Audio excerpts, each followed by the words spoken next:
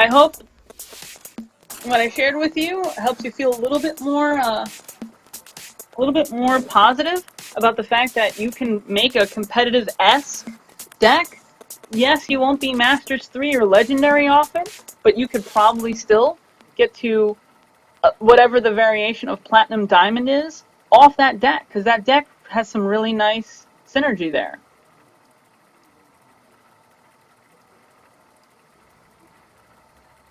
Actually, I'll tell you, there's a game that exists right now called Duel of Champions, Might and Magic. I was playing that on average 2 hours a night. My magic will tear you No. apart.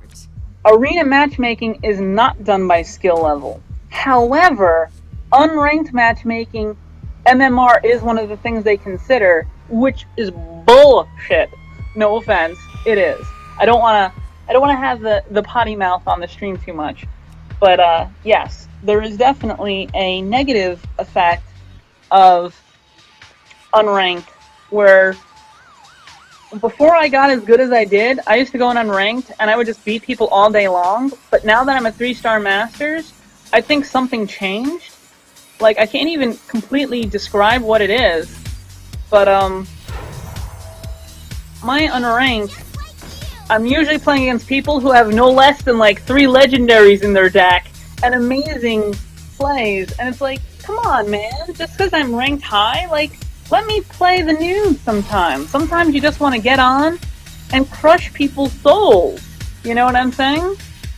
And the fact is, they do not let that happen. So I think someone at some point complained. You know what I mean? Like, I'm playing unranked and I can never win. Why is this happening? It's so unfair.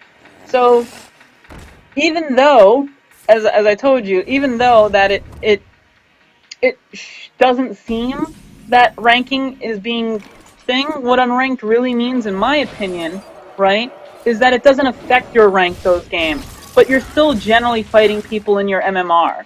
So it keeps me from being too much of a bully to people who don't have as much game. So it's a way to make the game slightly more fun for lower level players. Not being offensive, I mean, that's kind of is what it is. And I don't necessarily hate that decision. It's just that, you know, the reason I used to like playing unranked is gone now for me. You know what I mean? It's like, oh man, I just feel like getting on and winning some games pretty quickly. Like, I used to be able to grind money very fast. You know what I mean? And that's gone. An arena, it's all based on where you are in the arena. Does that make sense? So if you're at the spot in the arena where you have gone 3 wins and no losses, it's going to try and match you with people who have 3 wins and no losses. You get what I'm saying? So the system is always attempting to mitigate those aspects.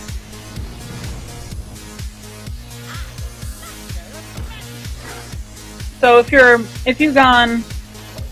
so let's say you have 0 wins and 2 losses, you're generally going to play against people with 0 wins and 2 losses. And because there's usually always someone playing, that's, wow, man. This guy is going so aggressive here. I did not expect this. Mages generally do not play aggressive like this.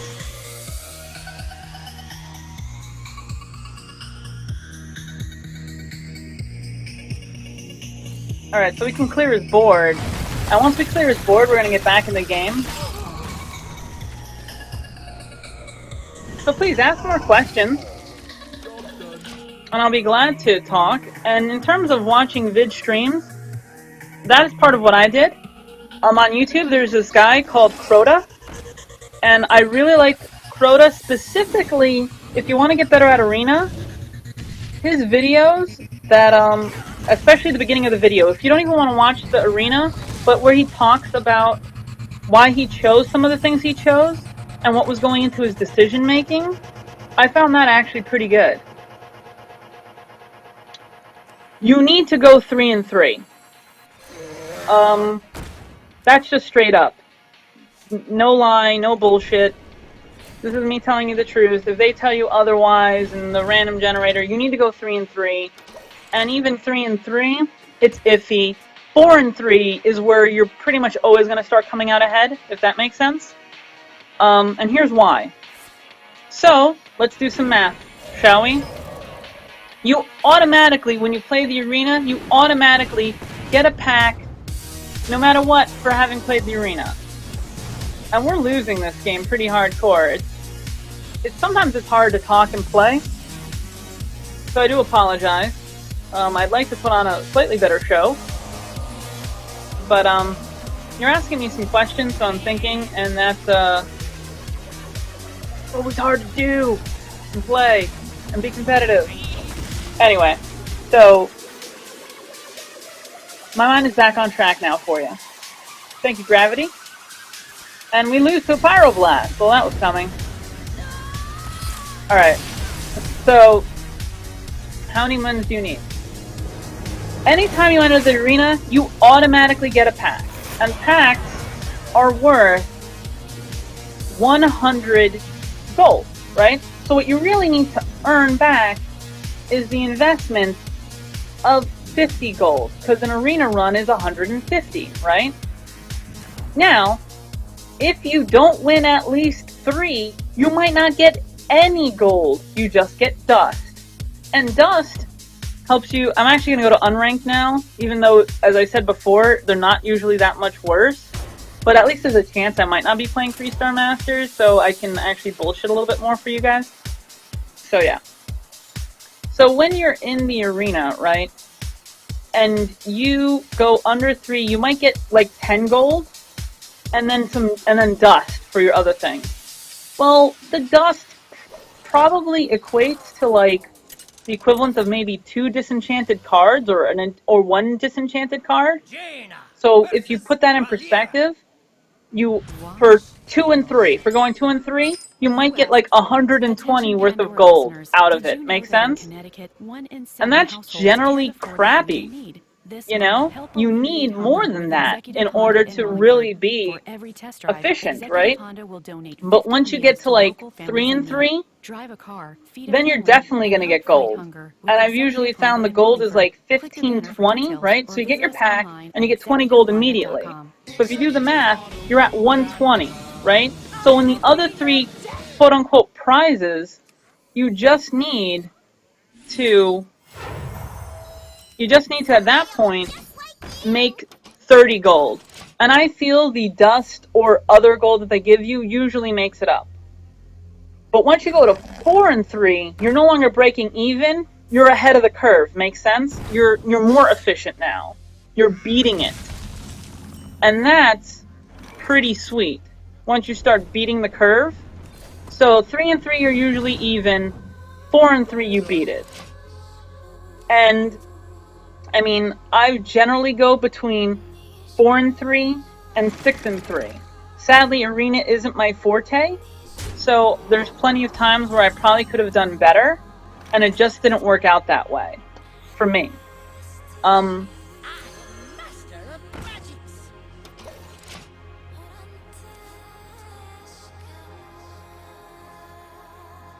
So, Azura, any more questions from you? My shield for Argus.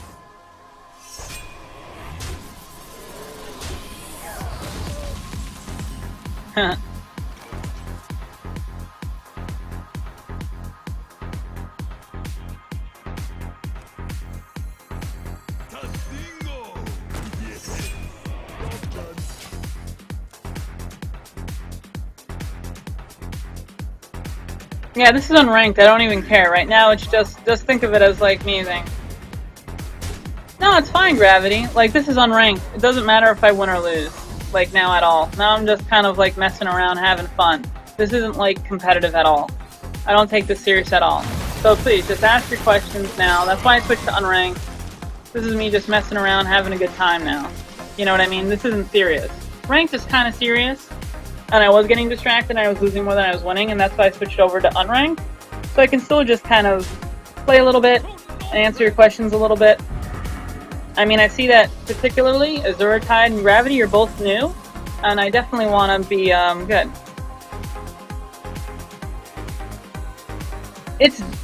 There's definitely a benefit to it. Me personally, I did not get as good as I eventually became.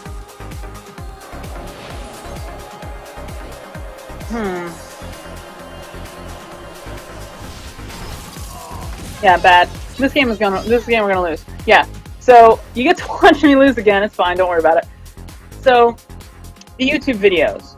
So if you want to play Arena and you want to get good at Arena, the person I recommend most is Crota Gaming, because he's not the best. Like, he averages probably 5 wins, right? But he talks through his decisions in a really clear way, and he does a good job of explaining what I'm about to show you. Now, I don't know if he has this, but this is the master graph of every Arena card by combining all the pro players and just general statistical analysis of card value. Oh yeah, you come to my stream, you get the goodie bag, alright? So this is the goodie bag. And this is, at the current rate, it has been updated once. I don't know if they will continue to update it, but this is your goodie bag, alright?